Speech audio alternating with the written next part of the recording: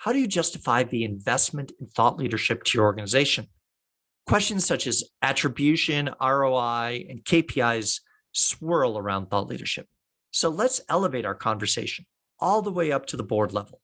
Is thought leadership something that should be on a board member's radar? And if so, how? To explore these questions, there's really only one person who is at the top of my list, Kimberly Ellison-Taylor. She's uniquely qualified to speak to these questions.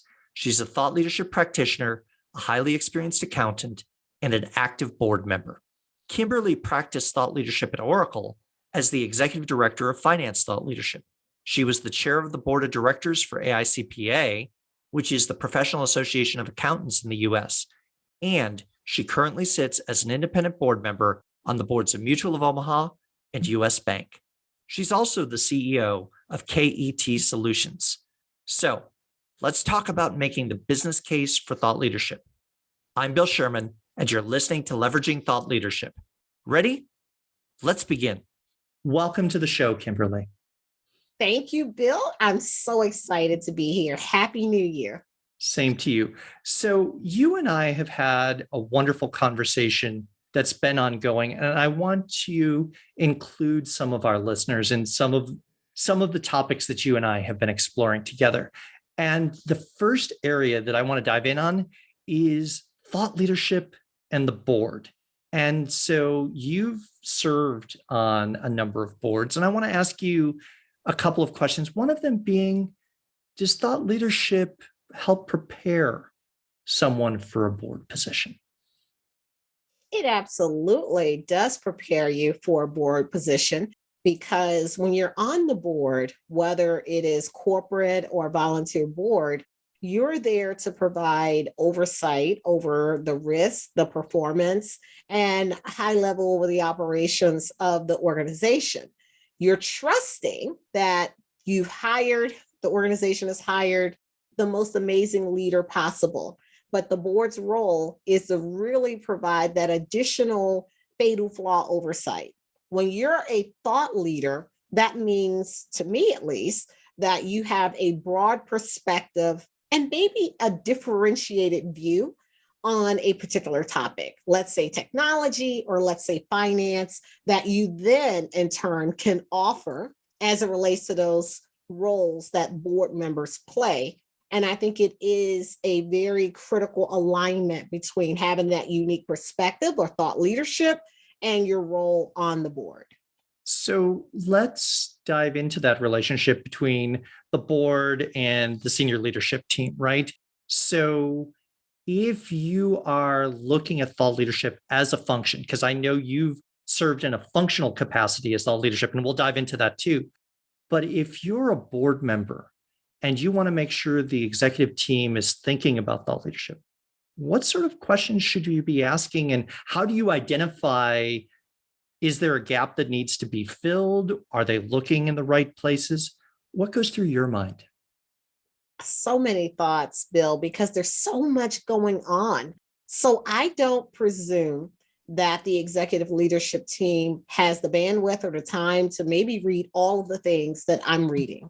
So it could be just as easy as the Association of Certified Professional Accountants will put together news articles about what regulators are doing, what small businesses, it could be what's happening in business and industry, and it could be specific to an industry for which I'm on the board of. And I may say to whatever the leader is and say, hi, I just saw this amazing article from the Association of Certified Professional Accountants, and I'm wondering if you saw this as well. And if you did, what do you think about this as it relates to the new strategy that you discussed last week?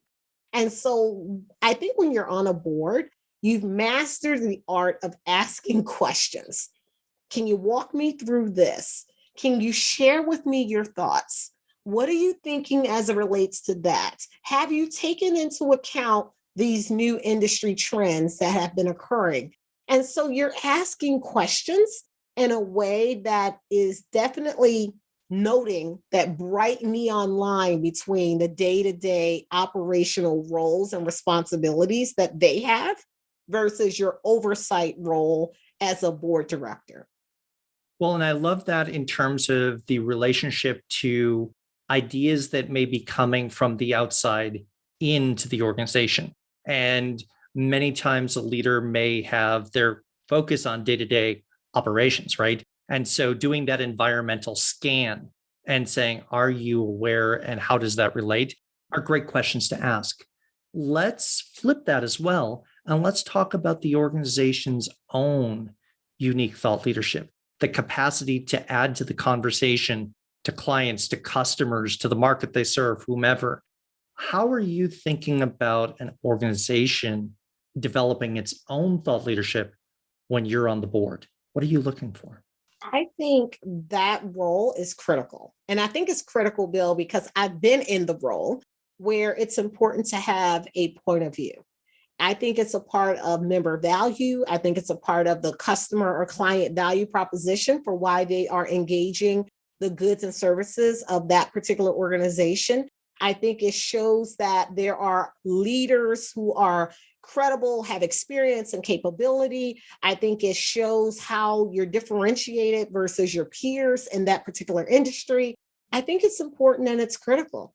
And it also would lend itself to a little more benefit of the doubt as it relates to emerging trends. Because with a thought leader perspective, then we already know you're thinking about what's happening with ESG. We already know that you're thinking about how students are learning, for instance, or memberships are being formulated and member value. We already know that you're thinking about it because you have a point of view. And I think that shows not only the board directors, it shows stakeholders as well as customers and clients that you're out in front and you are looking around corners. You're not just waiting for the industry to move along on its own. Well, and my thought, and correct me if I'm wrong, is as a board member, you're looking to see, are they looking around the corner into the future? And are they really doing a good view of what's possibly ahead and preparing for that, right? That's absolutely true, because with the speed of change happening like overnight, it could be completely something wholesale different. In order to stay abreast and ahead, you've got to be well read. You've got to go out and network. You've got to keep in touch with the regulators. You have to know what your customers and clients are needing and requesting. And sometimes it's things that they're not asking for today, but as your point of view evolves, you are forecasting or speculating that that may be something that the whole organization, so it's a bet, it's always a bet, but that's what the organization should be striving toward, or doing digital transformation or modernization to be ready for whatever is next, and building in that business resilience by having a thought leader perspective is very important. Well, in that process of peering around the corner into the future, identifying risks and opportunities, and then bringing it back and saying, okay, here's what we need to do today as an organization, as well as here's what it matters to our clients, customers, et cetera. That process of taking the vision of the future into action keeps you on a forward foot rather than a back foot. Absolutely. And not only that, as you were talking, I was thinking that what really happens is that the thought leadership informs the strategy of the organization, because they are the scouts. They're out there looking around corners, they're looking under every rock, they're making bold bets, they're looking at related industries. Just because it's not your industry doesn't mean you can't look across the aisle and see what's happening in retail or what's happening in healthcare. You may be able to take some of those lessons and apply it to your particular industry. So it's very, very important to have a broad lens and to collaborate with like-minded individuals, whether it's in a volunteer organization or professional organization, but to get the broadest views possible so that you can develop that point of view that then helps you decide where the puck is going to be, skate there before anyone else even gets there. So is thought leadership a term that you're hearing in the boardroom these days, or is it appearing under a different name or guise? We hear thought leadership as a term because sometimes when you hear thought leadership, it sounds like a consultant. Right. It doesn't sound like an integrated part of the education and learning of what leaders need to have. Learning never stops. As a certified public accountant, I have a commitment to lifelong learning. I have continuing education requirements that I have to do every single year. So I am well aligned with the notion of there's always something to know. There's always something to do.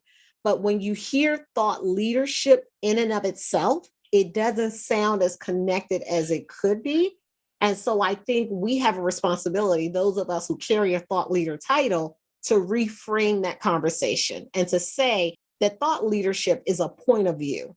It is the expertise. It's that you bring to your particular role. It's how you are evolving to meet customer expectations. It's how you're building in a seamless, integrated value proposition, leveraging technology in a way that really provides double-digit year-over-year advantage and market share and growth in the marketplace. And I think that it is critical to any leader to have that in their portfolio, that capability or that access to individuals who would inform their strategies and be places where they can't be, because leaders can't be everywhere. But if you had that thought leadership angle and perspective, then you would know where to go to get the information that you need. Well, and you quoted the Gretzky in terms of skate to where the puck will be.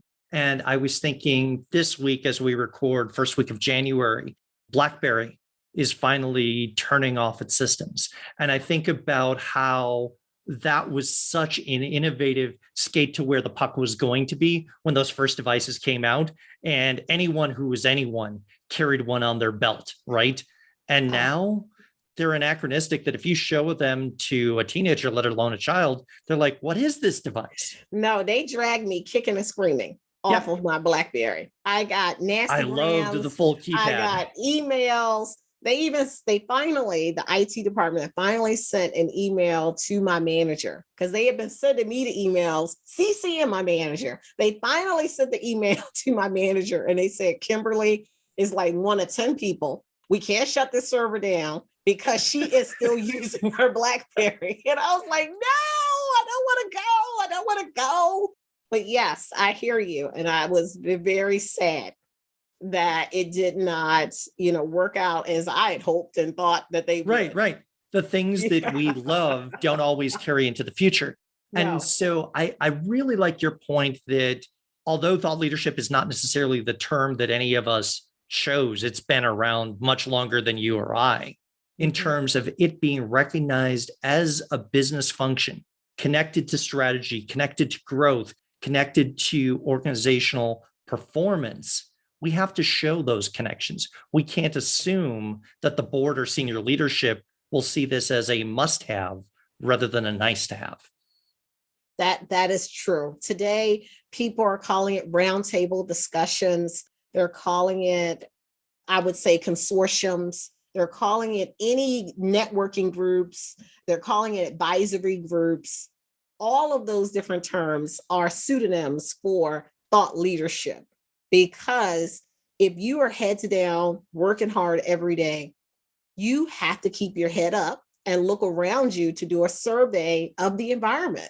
And when we hear of iconic companies not being here today, it's because they didn't do that survey of the environment. There maybe was not the thought leader that was out there saying, wait a minute, the market is changing. We're doing great today, but I see some softening when I look at our financial numbers. We need to start thinking about how we, meet more of what the clients and customers are expecting, what businesses are demanding. And if we're not going to do that, we're not going to be here. They're usually the scout. They're out 2-3 years ahead of the organization. Today, they might be called the head of innovation. They might be called the head of digital transformation, the head of change management, the head of transformation in general. They might be sitting in the CIO's department or the CFO's department, but there is usually someone who is out there thinking about all of the possibilities of what could be, not just what is today. They see things that people don't see, and everyone needs that person on their team. Absolutely. And if it's not you, surround yourself with people who are that. And if it is you, you'll be happier by being surrounded by people who have one eye on where their feet are today, as well as one eye in their specialty in the future. because you have these great conversations as a result. You mentioned Absolutely. you mentioned something though in terms of titles, right? That practicing thought leadership, you may not have thought leadership in your title. It could be innovation, it could be strategy, could be a CIO. We, as thought leadership practitioners, go by many names. And so I want to talk and sort of pivot for a moment back to the time that you wore a head of thought leadership's title. And Mhm. for that, I believe you came from strategy at Oracle into thought leadership. Could you share a little bit of that story with us? Absolutely. So when I first started at Oracle, way back, it wasn't that long ago, but way back in 2004, I was more in a business development role, driving revenue for my particular industry. And at the time, it was public sector and health and human services. That role evolved, however, and it evolved because what I recognized was that even if I thought we had the most amazing, enterprise solutions ever at Oracle, they needed to be in context. They needed to have the thought leadership of the leaders and decision makers that we were targeting and pursuing. My role was evolving into more of a strategic role because I understood the need to be in the mission, purpose, and values of the target audience and of the organization, really making sure that they understood that I knew it doesn't matter if you have the best technology if you're not meeting the business outcomes that you were designed to do. And so strategy around where you are today, what you plan to do, how you're going to have, greater impact and better intention about the services that you provide always are going to be important. But then that role, that strategy role, really started evolving when I stepped out of that role and into more of the financial services arena and more into a role that was targeting the office of the chief financial officer. And the reason that it was important to have a thought leader perspective was because many CFOs have responsibilities that are just around, at that time, paying the bills, ensuring regulatory compliance, and making sure that they were getting the financial statements, out the door. In today's environment, as we started to see the evolution, the role of the CFO was expanding. And as CFOs were now having responsibilities for IT, they had responsibility for digital transformation, they were doing mergers and acquisitions, they were actually doing more FP&A, they were doing more things around treasury and cash management, they always had a tax remit in their portfolio. Just the role was expanding beyond just those initial things. So as it relates to an industry view, we wanted to make sure that they understood that when you have a partner, that partner understands your business, and having a point of view about regulatory compliance or implementation of regulations or how it relates to the technology that you're pursuing was one more way to really, I think, tip the edge over to why Oracle Solutions would have been the best to select in the marketplace. And I think that was really a smart opportunity for Oracle to pursue. And I know that many of the customers and clients appreciated not just having their own team, but also having leaders who wore similar hats on the vendor side, sharing their insights, sharing their perspectives, and really rolling up their sleeves to say, we understand what you are trying to do. Let's give you some guidance on where we think the market is going to be in a couple of years from now, so we can help you get there. And you mentioned you came then from a business development perspective. And as I heard your answer, that seemed to be very well integrated with leveraging your experience and expertise from business development, in that it's like you've got to solve problems for your client and also understand the shoes they're walking in. Absolutely. I don't think in today's environment, anyone is selling, and I have air quotes since we're on a podcast, anything to leaders who are on the ground every day, working and doing as hard as they can to meet the expectations of their shareholders, expectations of their board, and also of their team members and leadership team. They need partners who are going to also say, while you're working on doing this part of your role, we've already started thinking about these regulations that are next on deck. We know that in this post-COVID environment, there will be lots of changes to business models, lots of changes in the supply chain, lots of changes in disclosures and notes and things that you want to put out in the marketplace to really convey a deeper relationship between what you provide and what the customers and clients are expecting. Having partners who really get it, I think, is going to be critical and important. And I think the CFOs that I know, at least, have no tolerance, no time for people who didn't do their homework, people who didn't do the bare minimum of understanding what their strategic goals and objectives are, and are showing up at their door with the blanket one size fits all approach. That's not going to work anymore. We're going to have vendors, especially with point of views and thought leadership, in order to really maximize relationships that CFOs can rely on. If you are enjoying this episode of Leveraging Thought Leadership, please make sure to subscribe. If you'd like to help spread the word about the podcast, please leave a 5-star review and share it with your friends. We are available on Apple Podcast, Spotify, and all major platforms, as well as at leveragingthoughtleadership.com. So at the time that you took on the thought leadership role that you did at Oracle, was it common for people to have the title of thought leadership, or how did that come about for you? How was it identified as a thought leadership role? It's so interesting because at the time that I carried the executive director role, there wasn't that many executive directors. So it was like a big deal to be an executive director. And then over time, the evolution in the marketplace, we started seeing people go from director to senior director to executive director, to just to note how they were being promoted and advanced through their organizations. But I will tell you, there were not a lot of people who actually had thought leadership in their title. Sometimes they'll say they're managing directors, but they won't actually have it in their title. They'll just be, executive director of XYZ. And so I think that's still not something that we see as common. But in my particular case, I think we wanted to be crystal clear that my role was not a direct sales role. It was really a point of view, thought leadership. If you have a business challenge, I'm going to go out and do some work. I'm going to look at peer groups. I'm going to look across the industry and help you evaluate where you might want to take some of those lessons learned and leading practices and apply it to your organization. So it's a value add. And having a value add is always great when you're trying to develop sticky relationships. Well, and if I have my timeline right, and correct me if I'm wrong, the time that you were serving in the thought leadership role at Oracle, you were also incredibly active in AICPA, which would give you a perspective across the field. Do I have that right?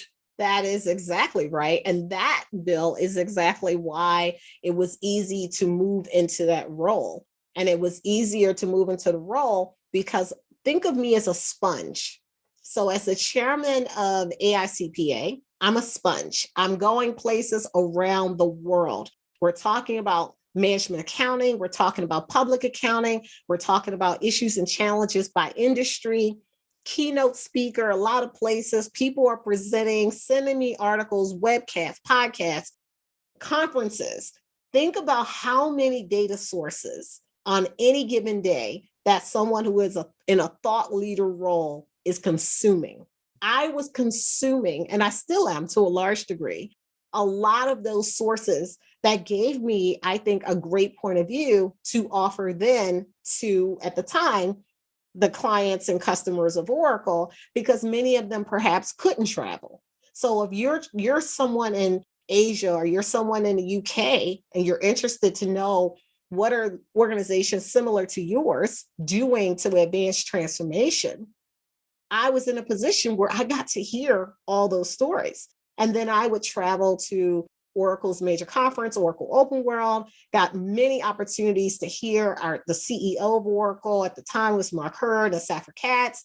to hear them speak, to hear Larry Ellison speak, and then package that in a way that was very specific to the industry that a customer or client was looking for, I think is a definite key value proposition.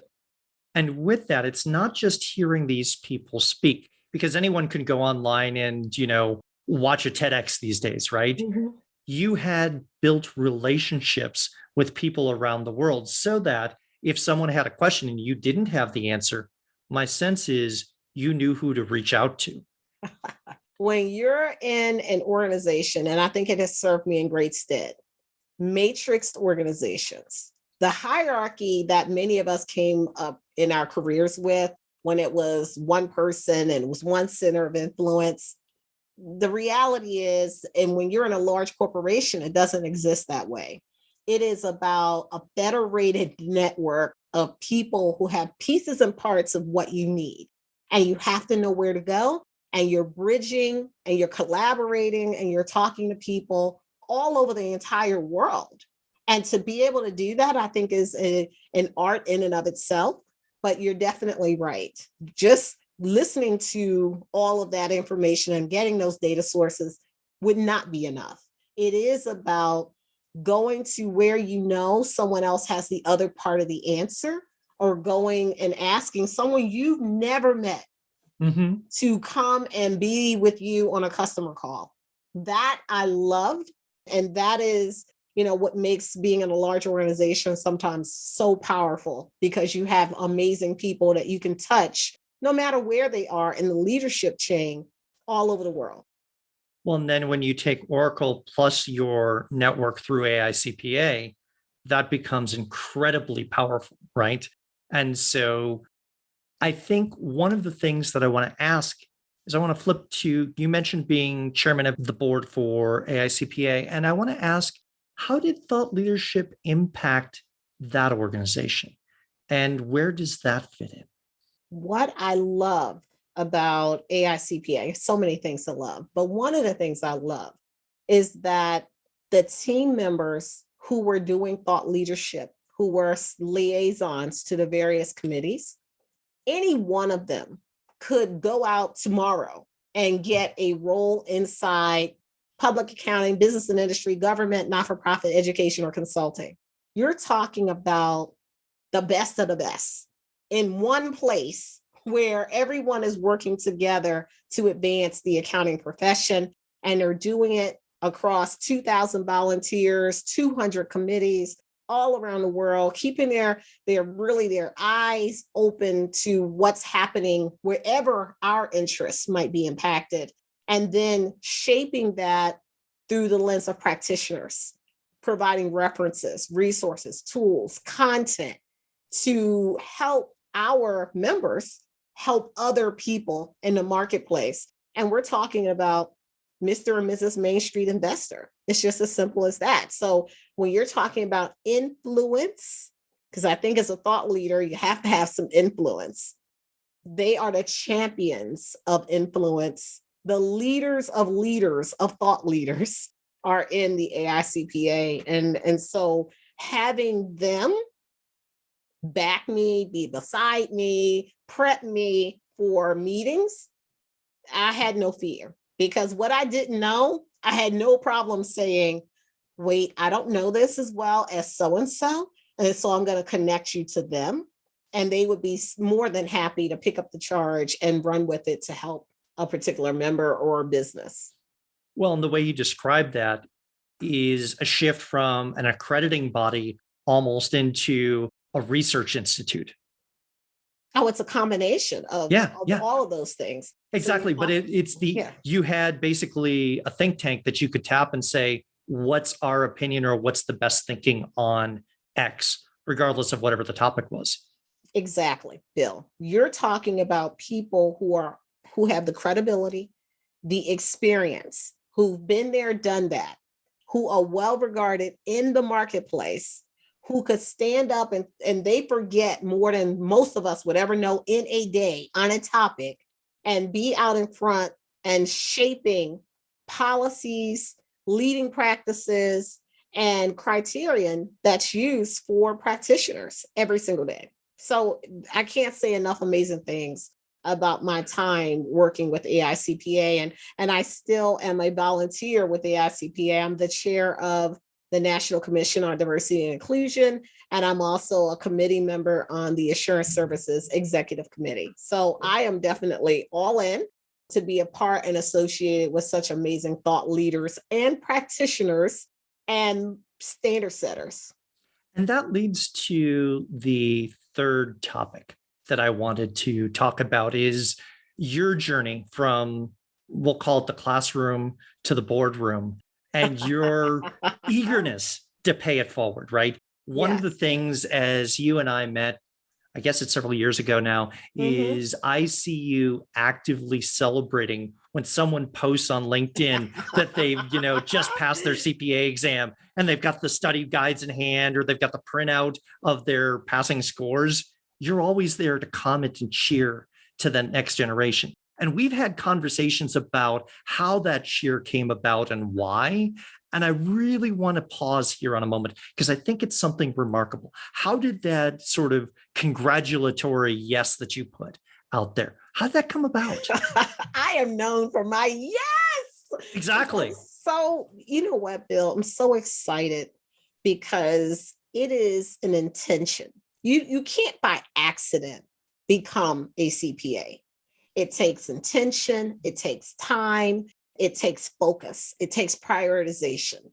And it also takes, getting your family to get on board. And so for me, I wanted to respect and appreciate that. And especially for the women and the minorities, I know that it was not easy. It wasn't easy for anybody. But when you see that there are individuals who have gone through the figurative up and down a hill 9 miles, carrying books under arms each way in the cold and snow, you want to celebrate that to let them know that we welcome you. We want you. We appreciate that you're here. And especially as it relates to people who are diverse, I want them to know that we have been waiting for you. We are excited that you are here. And so, what's even more powerful, Bill, is that in today's environment, everyone is greeting all of the students. I started to see more and more of our colleagues doing it. Some of them were probably doing it anyway, but now I see more and more of my colleagues, and they say, it's actually had someone say, Kimberly, we're racing to get there before you, because we know at least if you see it, you're going to say yes, because I want them to know that someone they don't even know. Their families are supposed to, air quote, be happy and to be delighted. And most of them are because they wanted their family member back into the fold. But to think about someone who has never met you and may never meet you, who's excited, who's pulling for you, who's praying for you, who's encouraging you, I think they need to know that this is an amazing profession.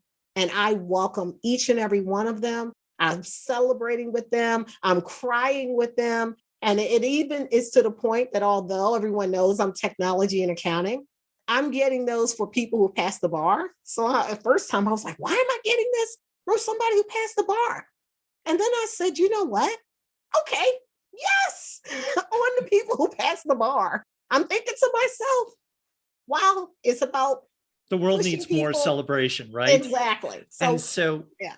with that, I've actually taken a cue from you on that, right? So now when I see someone has taken on a role at an organization for thought leadership, I'm congratulating them and carrying that forward, because one of my hopes for thought leadership is that it starts to see itself as a profession and a community. And if we're not welcoming people, not only to the field, but I've talked to so many people who practice thought leadership who say, I'm a team of one as in thought leadership, or many people around here don't get what I do, right? If they don't have colleagues internally who get it, they need to have the connection to folks outside. Agreed. You said it so well. Absolutely. It'll give them courage to stick to it. And it may also have their organizations recognize that this is a critical and essential role inside the organization, and maybe that they should be okay with having the title be part of it, be thought leadership. And it's okay to have that as a part of their title. And that we encourage and welcome women, minorities to the role and the title of thought leadership. And that's one of the things that I love, is that you serve as a role model in many ways on that, in terms of the welcoming, and you say for inclusion on accounting. I think we have similar work to do in thought leadership. That is absolutely true. And I would say, and I thank you for those kind words, Bill, and I would say it's really important to have an inclusive approach as it relates to thought leadership and have representation across a wide spectrum, because people who are in thought leadership roles are going to ask the questions you wouldn't think to ask. They're going to provide the perspectives that you wouldn't think to have. They're going to go places and ask questions of other people so they can bring those perspectives back. Because if your thought leadership looks completely like the internal organization, who's asking the questions that might be represented by diverse groups?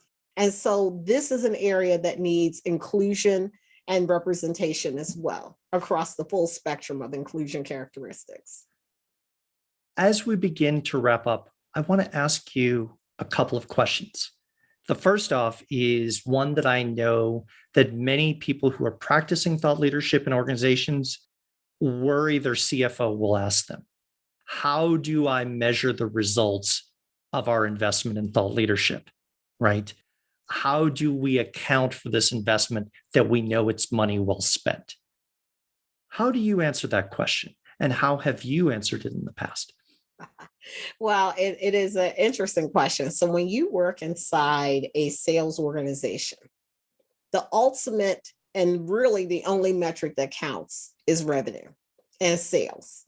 And so what happens, and hopefully people have an opportunity to actually touch whatever is driving the revenue of the organization, to be able to go out on sales calls, to talk to customers and clients when they're making the decision on whether or not they're going to go with you or someone else, to be a part of the capture management team, to be a part of the orals, to respond to requests for information, to be a part of the project and critical design meetings that are happening once you win the deal. And you then have to make sure that it's a success and that customers and clients feel like there's a value add. Retention of customers and clients can't be taken for granted. And so that person who's in that thought leadership role is the person that's going to make the customer or client feel like your hand isn't in their pocket all the time. Because if your hand is literally in their pocket, you're not leaving anything behind, they're going to go to someone else who's going to be able to answer those questions for them and give them some value as just a course of them being a valued VIP customer. Everyone should be treated like a VIP customer. And so I think that this is a part of customer acquisition. I think it's also a part of customer retention. I think it's also a part of how you're ranked from a social media perspective, how you show up as it relates to your peers. And I think it's so intertwined with so many different roles and functions, and it touches so many different things that it is hard to actually say, how much money did you help, actually capture? But it would be a lot easier to say, if your role wasn't there, how much did they lose? How much did they lose in time with not having someone already scouting ahead to see what's next? And how many customers were wooed away by someone else who had the amazing thought leader person on deck? That company that did not have that role would be at a severe disadvantage. I think looking at that way as opportunities lost, and either in win rate or retention, is a really interesting way to look at that, right? And assigning fractional credit on a sale is always difficult in the best of the times, but those questions where you start looking and saying, did we create new opportunities? Or if this revenue line wasn't here and we had to rely on the solutions of 3 years ago, how would we feel about the business, right? Exactly. I think it is just as much a part of R&D Mhm. as probably what would be coded on a line item as actually R&D, because there is a very real public perception on having that thought leadership point of view and how you're branded in the marketplace, and how people who are thinking about buying your goods and services, they're buying your bench. They're buying your R&D. They're buying your skills and people who've been there, done that. They're not just buying software. And They're your buying accumulated everything thinking. else. That's Yeah. exactly right. So the last question I want to ask is one where I want you to think back to a younger version of yourself, maybe where you were stepping into that role at thought leadership at Oracle, or maybe as your time at AICPA leading that organization. And what I want to ask you is, what advice from a thought leadership perspective would you give your younger self? The reason I ask is there are many practitioners who are stepping into heads of thought leadership roles right now. And so, what do you wish you knew when you stepped up? Oh, that's such a good question, Bill. So many thoughts, but I'll make it short. I think I wish I had known then that fast forward, that there would be so many communities that we can tap into. And a virtual environment has given me an opportunity to touch and talk to people that ordinarily I might not have. I think I would have been, and back then feels like so long ago, really wasn't, relying on paper as opposed to in today's environment. There are so many digital aggregators where you can have a search on key topics and you can pull data and curate data from a number of sources, so that you're not overwhelmed with all of the things that as a thought leader you feel like you really should know or be kept abreast of. And there are definitely leading publications that are around today that probably wasn't as visible to me then. And I think I don't need to memorize it all. I need to know it. I need to understand the strategy of it. But then I need to be able to put it somewhere where I can go and get it when I need it. And to use, for intents and purposes, the cloud as a part of my brain extension. So part of my brain is in the cloud because I don't need to know it every day. It's not in my, day-to-day memory bank. I can just go get it whenever I need it and pull it in and then absorb it and then send it back. And that's what I am using a lot to expand and scale my thought leadership. Kimberly, thank you so much for taking time to share your thoughts and your experience with us today. Thank you so much, Bill, for having me. I'm excited to see the rest of your podcast for the year and to just keep track of all of the amazing things that you are doing. Thank you. If you're interested in organizational thought leadership, then I invite you to subscribe to the OrgTL newsletter. Each month, we talk about the people who create, curate, and deploy thought leadership on behalf of their organizations. Go to the website orgtl.com and choose Join Our Newsletter. I'll leave a link to the website as well as my LinkedIn profile in the show notes. Thanks for listening, and I look forward to hearing what you thought of the show.